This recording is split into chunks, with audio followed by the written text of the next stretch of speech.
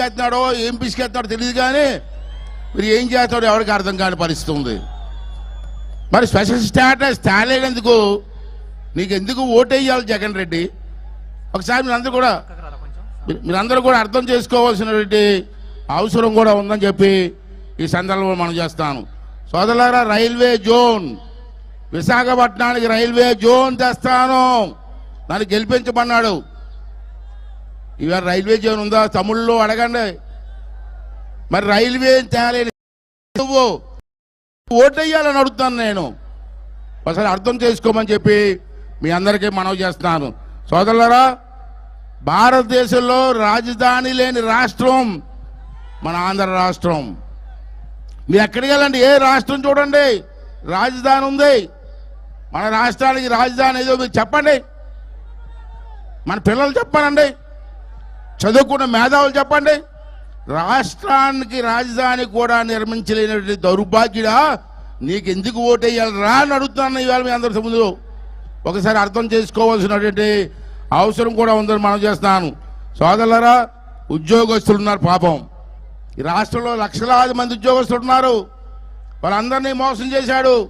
తమ్ముడు నేను గెలిచిన వెంటనే సిపిఎస్ అన్నాడు, సిపిఎస్ రద్దు అన్నాడు, ఏదో మాట ఇచ్చాడు. బాబు మ్యాషన్లు అందరూ మొన్న ఎలక్షన్లో 2 చేతులతో ఓట్లు వేసారు ఆడికి.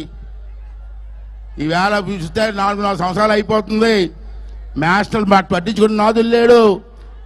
ఉపాధ్యాయులారా, ఇప్పుడు కానీ సరే అర్థమైందా జగన్మోహన్ రెడ్డి తాలూకు మోసం? అంటే వచ్చి ఎలక్షన్లో 2 చేతులతో 4 వేసి ఓట్లేసి మళ్ళీ తెలుగుదేశం పార్టీని జనసేన పార్టీని గెలిపించమని చెప్పి ఉపాధ్యాయ సోదరులందరికీ కూడా నేను మనవి చేస్తానండి. అంతేకాకుండా సోదరులారా, ఉద్యోగస్తులు మన పిల్లలు చదువుకున్నారు. చంద్రబాబు గారి టైంలో ఇంజనీరింగ్ కాలేజీలు అనేక కాలేజీలు పెట్టాం. మన పిల్లలు బ్రహ్మాండం చదువుకున్నారు. చదువుకున్న పిల్లలు ఇవాళ బెంగళూరులో కానీ చెన్నైలో కానీ విదేశాల్లో కానీ బ్రహ్మాండంగా ఉద్యోగాలు చేస్తున్నారు. నువ్వు ఒకటిగానే ఉద్యోగం ఇచ్చావా జగన్మోహన్ రెడ్డి?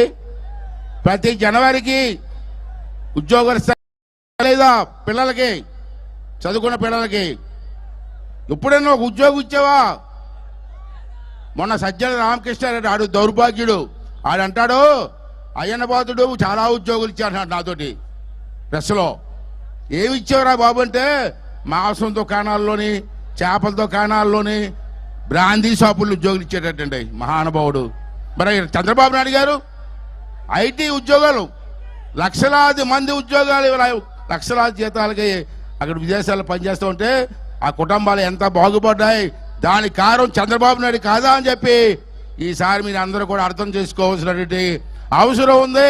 ఈ దౌర్భాగ్యాన్ని ఇంటికి కాదు జైలుకి పంపించవలసిన అవసరం ఉంది. మీ అందరి తరపున చంద్రబాబు గారు కోరుకుంటున్నాను సార్, మిమ్మల్ని మీరు మీ మంచితనం అతి మంచితనం అయిపోయింది సార్ మీది. ఆడు చూడండి ఎలా పరిపాలన చేశాడో. దౌర్భాగ్య నా కొడుకు ఎంతమందిని అరెస్ట్ చేశాడు, ఎంతమందిని చంపాడు. నా ఎస్సీలు, నా బీసీలు, నా ఎస్టీలు అంటాడు. నువ్వు ఎంతమంది బీసీలు చంపేశావు, నువ్వు ఎంతమంది ఎస్సీలు చంపేశావు, ఎంతమంది ఎస్టీలు వాళ్ళకి అన్యాయం చేసావో మరి ఒకసారి అర్థం చేసుకోవాల్సినటువంటి అవసరం ఉందని చెప్పి సందర్భంలో మీ అందరికీ మనం చేస్తాను. సోదరులారా, అధికారంలోకి వస్తే 2,30,000 ఉద్యోగాలు భర్తీ చేస్తారని మాట ఇచ్చావు. ఏమే ఉద్యోగాలు ఎక్కడ ఇచ్చావా? అంతేకాదు కానీ పోలీసులారు మీరు కూడా వినాలి, పోలీసులు కూడా మారాలి, మీరు మారాలా, తప్పదు. ప్రభుత్వం మారుతుంది, ఆపలేరు, ఎవరు ఆపలేరు, జన సమూహం ముందు ఉంది. అంటే పోలీసులు మారండి, ప్రభుత్వానికి రాబోయే ప్రభుత్వాన్ని సహకరించండి. మీకు కూడా మోసం చేశాడయ్యా, మీరు దాచుకున్న డబ్బులన్నీ తెప్పించాడు తెలుసా మీకు? మీ పోలీసులు దాచుకున్న డబ్బులన్నీ తెప్పించాడు మీకు తెలుసా అని అడుగుతున్నాను నేను. మీ డబ్బులు, మీ కుటుంబ డబ్బులు తెప్పిస్తే ఆడికి ఎలా సపోర్ట్ చేస్తారు? దొంగోడికి సపోర్ట్ చేస్తారా? ముఖ్యమంత్రి కావచ్చు దొంగోడు. సోదరులారా, ఒక మాట చెప్తాను. ఈవేళ నేను మొన్న వెస్ట్ గోదావరిలో ఇలాగ మీటింగ్లు అన్నాను. జగన్మోహన్ రెడ్డి 420 నా కొడుకు అన్నాను. అంటే నాకు కౌంటర్ ఇచ్చారు, ముఖ్యమంత్రిని నువ్వు అడవరా 420 అంటావని. నేను అనలేదు చెప్తాను. ఈ సభలో 2 సార్లు చెప్తాను. మీ అందరి దగ్గర ఫోన్లు ఉన్నాయా? సెల్ ఫోన్ తీయండి, బయట తీయండి, తీయండి ఒకసారి తీసి ఓపెన్ చేయండి. గూగుల్ కొట్టండి, 420 సీఎం అని కొట్టండి. ఏమొచ్చింది చూడండి, ఏమొచ్చింది చూడండి. అంచేది ఏంటంటే అజయన్న పాత్రుడు 420 అనలేదు, గూగుల్ చెప్తుంది. గూగుల్ అజయన్న పాత్రుడు అబద్ధం ఆడినా గూగుల్ అబద్ధం ఆడదండి. ఫోన్లో 420 అంటే జగన్మోహన్ రెడ్డి అని వస్తుంది. ఇవన్నీ కూడా మీకు అర్థం చేసుకోవాల్సిన అవసరం ఉంది. అటువంటి 420 నా కూడా సీఎం మనకి, మన తెలుగు వాళ్ళంతా ఎంత అవమానమో ఒకసారి అర్థం చేసుకోవాల్సిన అవసరం ఉంది. సార్ రెండే విషయాలు సార్.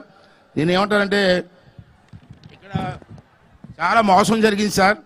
ఏంటో మోసం అంటే మీకు తెలుసు, 30 లక్షల ఇల్లు కట్టారని చెప్తాడు సార్. లేదు సార్ అన్ని లేవు. ఒకసారి రికార్డు చూపించమనండి.